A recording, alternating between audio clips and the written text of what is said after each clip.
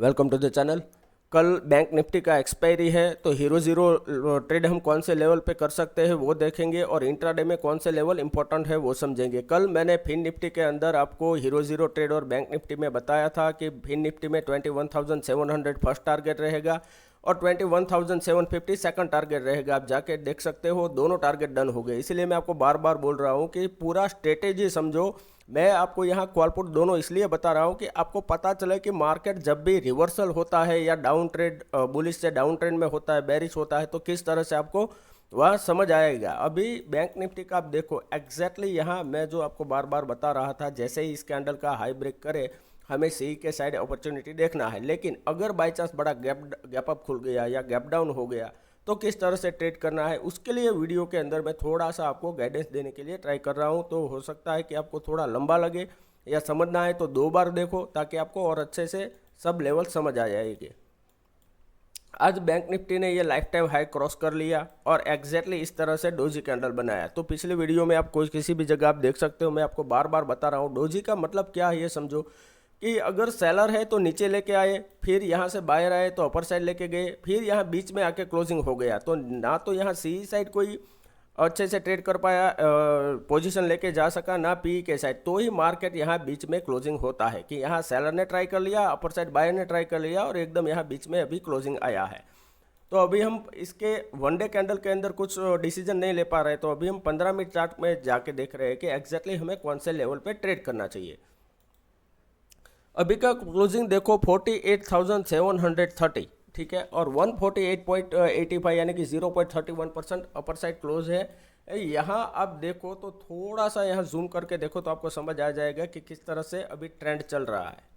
अभी ये देखो एग्जैक्टली यहाँ से ये जो ट्रेंड स्टार्ट हुआ था कि यहाँ से अपर साइड गया, नीचे आया, फिर अपर साइड नीचे, फिर ये जो अपर साइड जाने के बाद ये एक डिप दिया था, अगेन यहाँ गैप अप खुला, टाइम स्पेंड किया, थोड़ा सा डिप देने के बाद अगेन अपर साइड गया। तो आप ये देखो कि जब भी मार्केट अपर साइड जा रहा है बड़ा गैप अप खुल के जा रहा है, फिर भले यहाँ नीचे आ जाए, फिर अगेन ये अपर साइड गया, फिर अपर साइड जाने के बाद थोड़ा सा नीचे आया और आज यहाँ नीचे आके क्लोज दिया है एग्जैक्टली बीच में।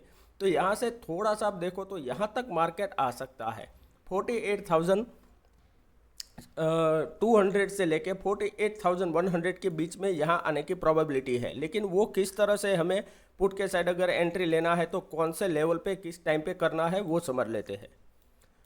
अभी यहाँ एग्जैक्टली देखो कि आज जो मार्केट के अंदर मोमेंटम था वो कल की तरह सिर्फ दो तीन मोमेंटम था। जैसे कि कल हमने यहाँ ये बताया था, ये एक ट्रेंड था, ये ट्रेंड था, तो एग्जैक्टली यहाँ मॉर्निंग में एक ट्रेड ये था, फिर यहाँ से स्लो एंड स्टडी मार्केट नीचे आया तो यहाँ एक ट्रेड था, लेकिन यहाँ लास्ट में कुछ ट्रेड था नहीं। यहाँ एक सेकंड ट्रेड था सी के साइड, ठीक है। अभी हमें क्या करना है कि यहाँ एग्जैक्टली आपको ये मार्क करना है कि ये जो लास्ट कैंडल है 48,771, ठीक है।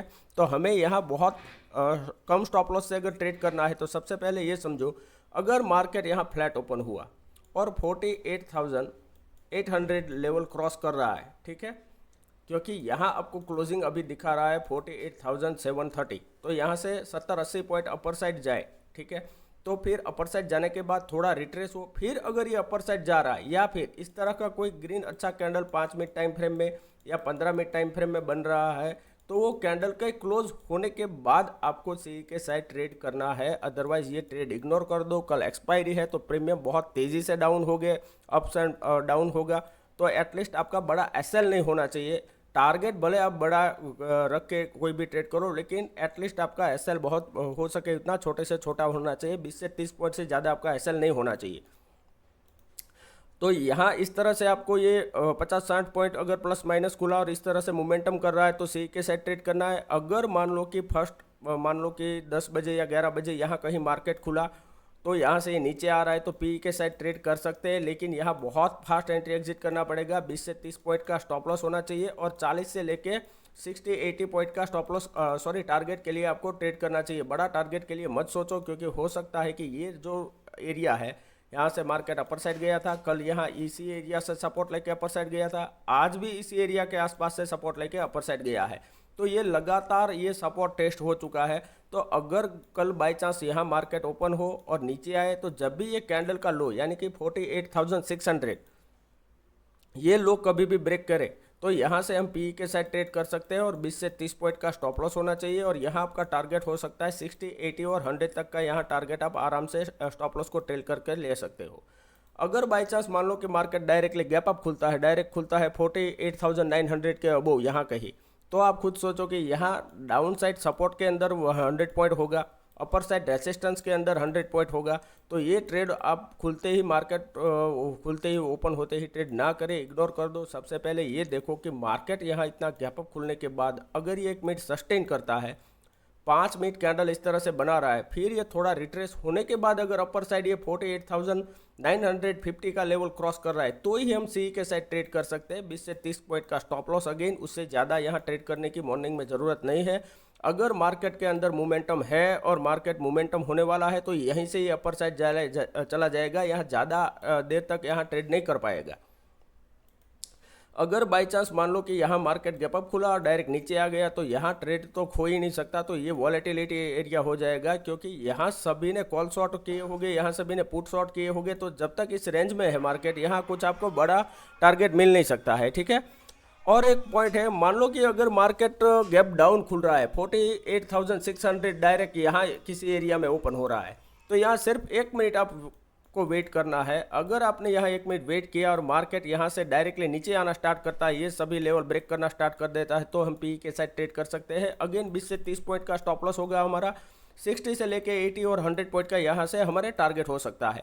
लेकिन यहाँ मोस्ट इंपॉर्टेंट चीज़ ये है कि अगर यहाँ गैप डाउन खुलने के बाद ये डायरेक्टली अपर साइड जाना स्टार्ट कर देता है, तो यहाँ ट्रेड ना करें, यहाँ से अपर साइड जाए। आज का ये रेसिस्टेंस के आसपास जो सपोर्ट है, ये रेसिस्टेंस की तरह बिहेव करेगा। अगर गैप डाउन खुलने के बाद अपर साइड जा रहा है, तो फिर यहाँ नीचे आके अगर ये अपर साइड ब्रेक कर रहा है, तो ही हम यहाँ से ट्रेड कर सकते हैं सी के साइड। या फिर ये गैप डाउन खुला, थोड़ा 5 मिनट का कैंडल ग्रीन बनाया, फिर ये कैंडल डाउन साइड ब्रेक करता है, तो हम पी के साइड ट्रेड कर सकते हैं। अदरवाइज ट्रेड ना करें, अदरवाइज कल के दिन फंस जाएंगे, बहुत प्रॉब्लम हो जाएगा आपको मार्केट में ट्रेड करने के लिए। क्योंकि आपको चाहे कॉल के साइड ट्रेड करने जाओ या पी के साइड, किसी भी साइड आपको बड़ा टारगेट मिल नहीं सकता, और आप टारगेट के बीच में सभी जगह एसएल ही आएंगे और लॉस ही होगा।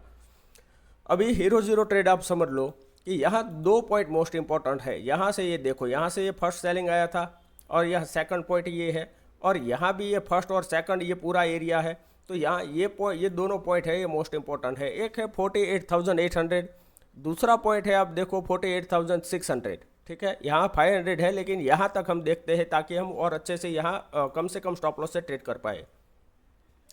तो सबसे पहले आपको ये मार्कअप करना है कि मॉर्निंग से लेके आफ्टरनून तक, यानी कि 11:30, 12:30 या 1:30 बजे किसी भी टाइम फ्रेम के अंदर अगर मार्केट 48,850 से लेके 48,650 या 600 इसी रेंज में ट्रेड कर रहा है, ठीक है, तो ये बेस्ट ट्रेड हो जाएगा आपके लिए। अगर इसी रेंज में 200 पॉइंट या 250 पॉइंट इसी रेंज के अंदर ट्रेड किया मार्केट ने, फिर अगर ये 11:30, 12:30 के आसपास अपर साइड ब्रेकआउट दे रहा है, तो सी के साइड हम कोई भी बैंक निफ्टी का 30 पॉइंट का हम बाई कर सकते हैं हीरो जीरो के लिए। और उसका टारगेट पहला डबल का रखो, दूसरा टारगेट 90 यानी कि 3 गुना का। फिर आपको स्टॉप लॉस 10-20 पॉइंट कंजिक्यूटिव यहाँ से ट्रेल करते जाओ, 100-150 तक आप यहाँ से ट्रेल करते जाओ, तो एटलीस्ट आपका पैसे के अंदर 3-4 गुना आपको प्रॉफिट मिल सकता है।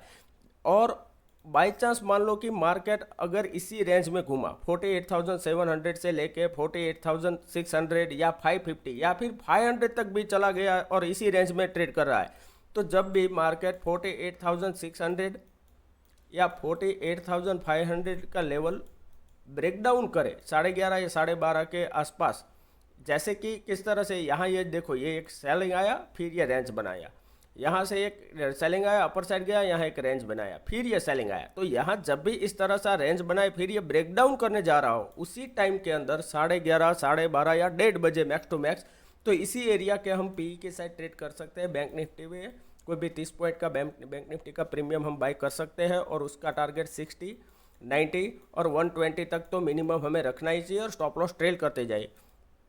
और मोस्ट इंपॉर्टेंट पॉइंट की जो मैं आपको बार बार बताता हूं कि इतनी हीरो जीरो के अंदर आपकी क्वांटिटी साइज होनी चाहिए कि जिसका मान लो कि आपका कैपिटल 10,000 है, तो सिर्फ आप 1,000 रुपीज़ का हीरो जीरो के लिए ट्रेड करें। कि अगर बाई चांस मान लो कि कल इस तरह से हो रहा है कि मार्केट यहाँ से नीचे गया और तुरंत यहाँ से शार्प अप मूव हो गया, कोई न्यूज़ आ गया या किसी भी तरह से इस तरह से हो सकता है बाई चांस, चलो बहुत अच्छा हाई प्रोबेबिलिटी ट्रेड है, लेकिन फिर भी अगर बाई चांस रिवर्स हो गया है तो हमारा पूरा कैपिटल अगर हमने 10K इसमें 10K है और 10K डाल दिया तो हमारे पास नेक्स्ट डे या नेक्स्ट कोई भी अच्छा अपॉर्चुनिटी होगा वो ट्रेड करने के लिए हमारे पास कैपिटल नहीं होगा।